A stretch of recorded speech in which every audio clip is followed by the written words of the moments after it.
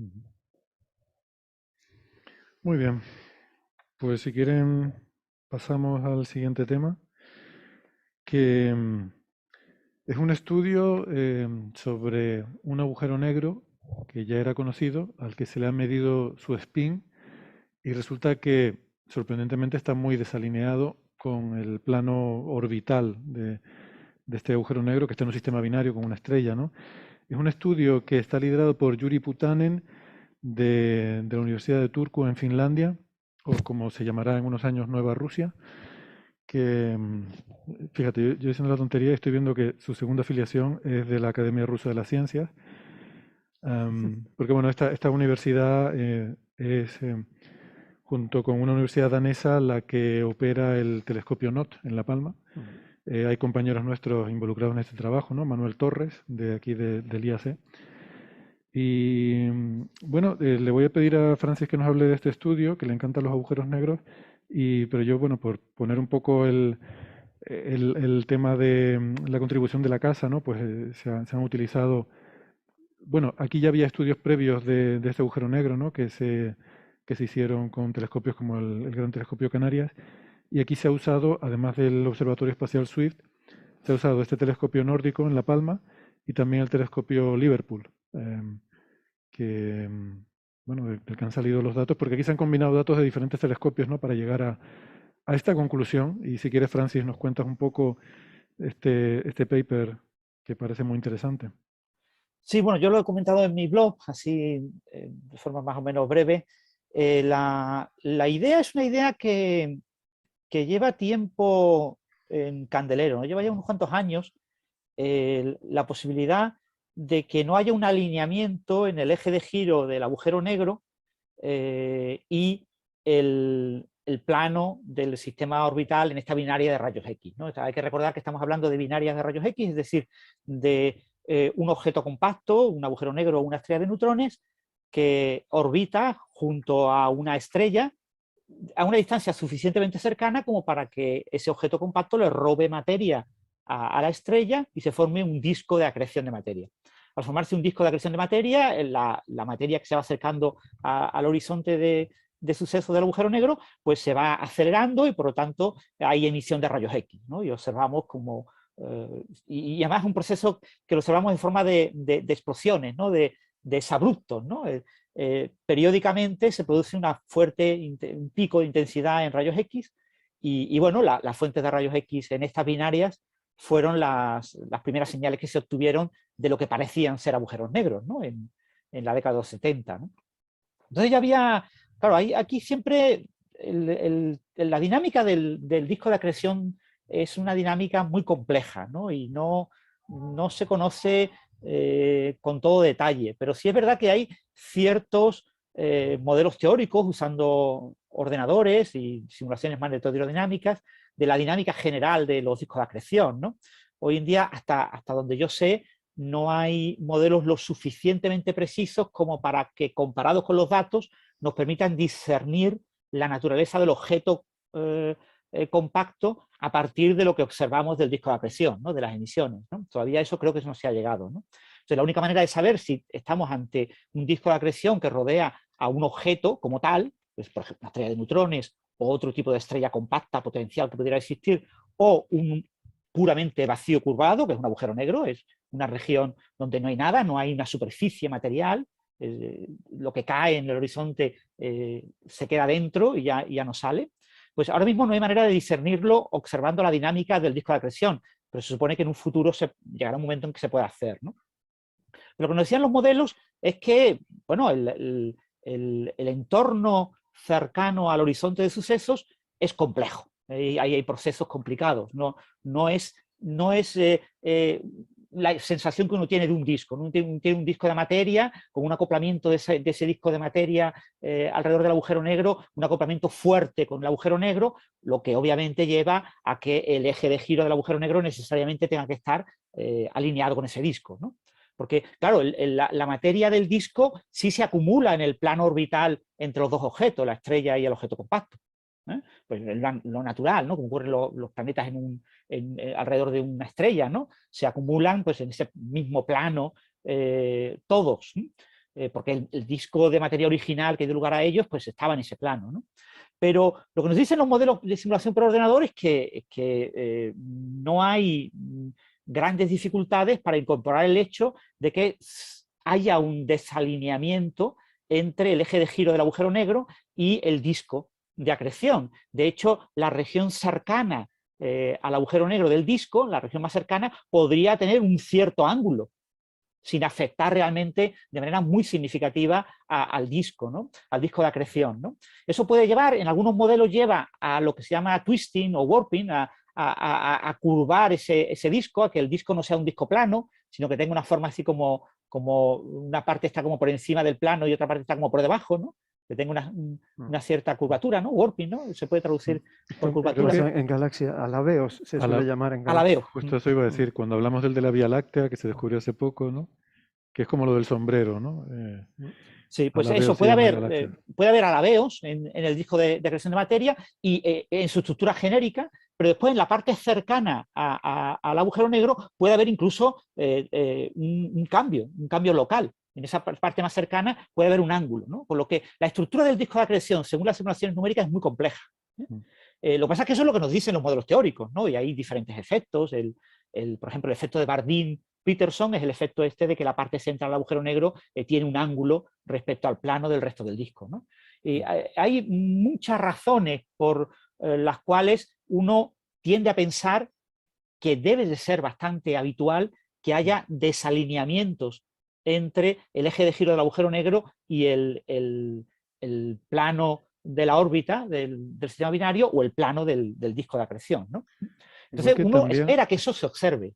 Estaba pensando, Francis, también la propia formación del agujero negro, si proviene de una supernova, que le va a dar un kick a la estrella, sí, o sea, que la supernova da un kick al objeto compacto, al agujero negro, eso también es bastante impredecible, el estado final de ese kick, que puede acabar, o sea, con una transferencia de momento angular, que imagino yo que puede acabar primero con una órbita diferente a la que podía tener originariamente y segundo con un spin también bastante diferente, ¿no? Claro, esa es una de las posibles fuentes de esos desalineamientos. Es decir, lo que yo estaba intentando comentar es que los modelos teóricos de discos de acreción de materia apuntan a que puede ser bastante habitual que haya desalineamientos, ¿no?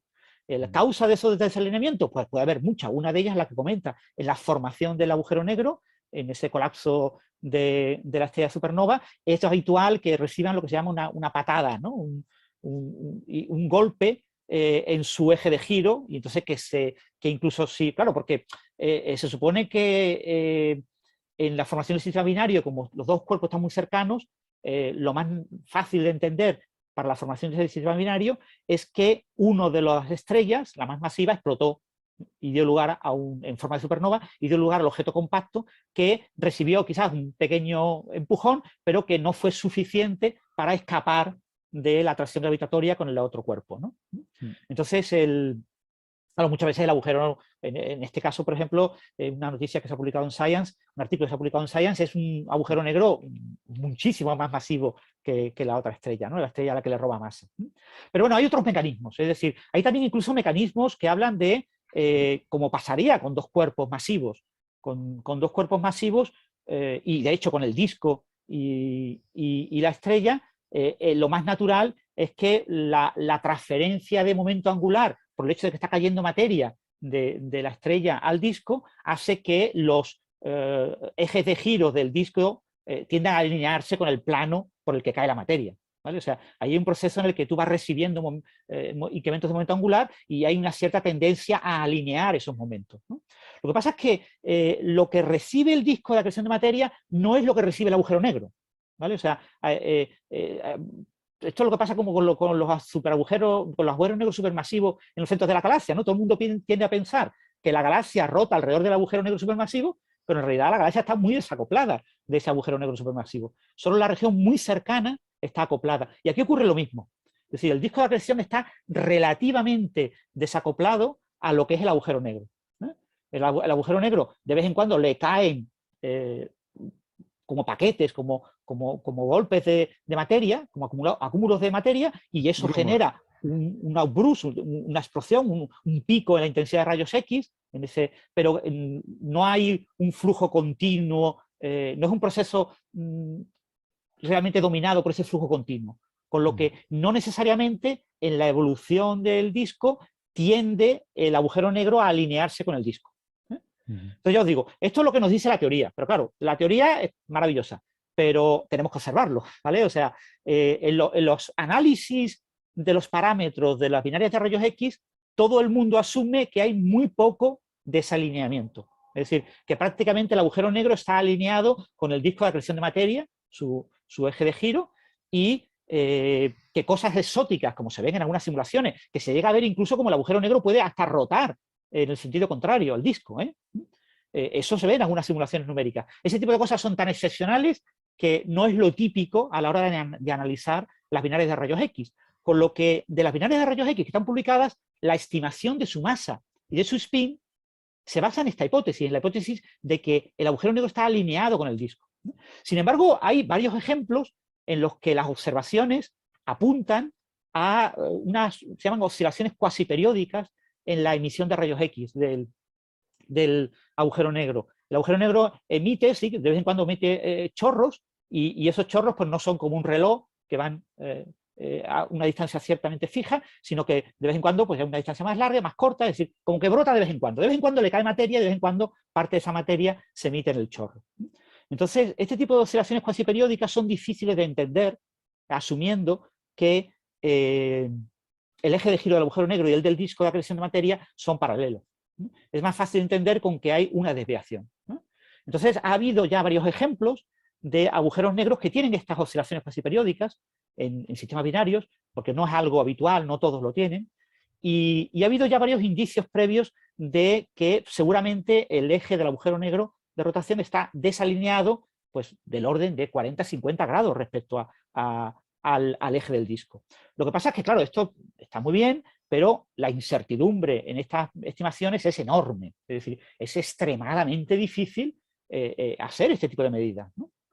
Porque lo que yo tengo básicamente es la irradiación, los rayos X, no tengo más, no veo el agujero negro como tal.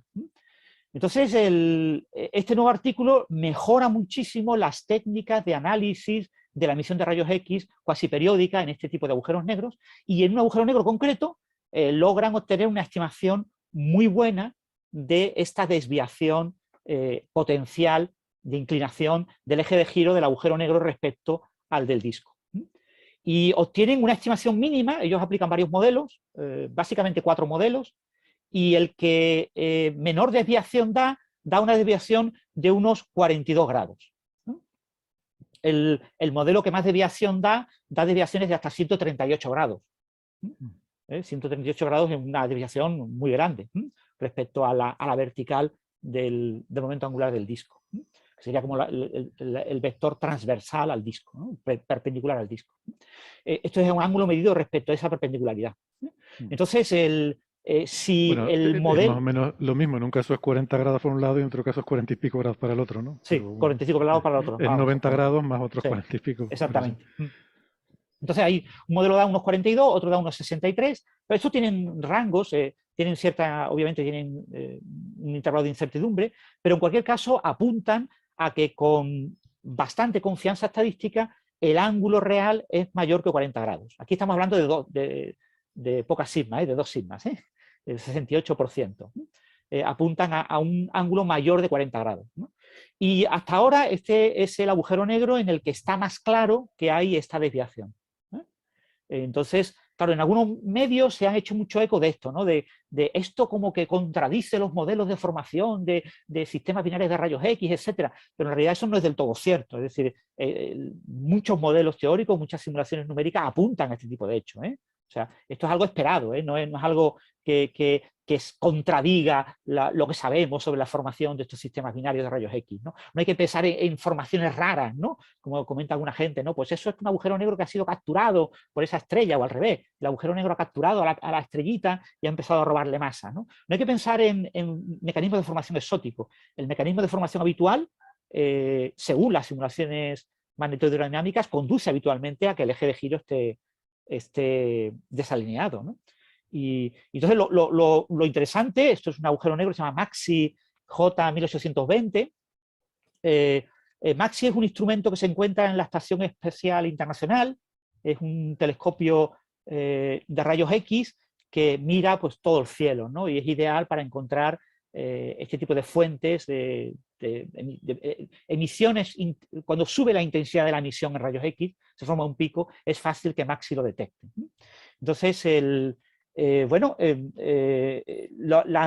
los detalles técnicos del análisis, pues bueno, hay que creérselo porque hay muchas hipótesis. Ya os digo, es muy complicado correlacionar bien la emisión de rayos X con la física del disco, y ignoramos muchas cosas de la física del disco, pero en cualquier caso, los detalles del análisis apuntan, hay mucha incertidumbre, hay unas bandas de incertidumbre, se compara el caso, digamos, de emisión sin pico, la emisión, digamos, normal, y un par de picos, ¿no? Un pico, y se comparan las medidas observadas en el pico con la emisión normal, y a partir de ahí se infiere que para la mejor explicación posible es una explicación en la que hay esa desviación del eje de giro.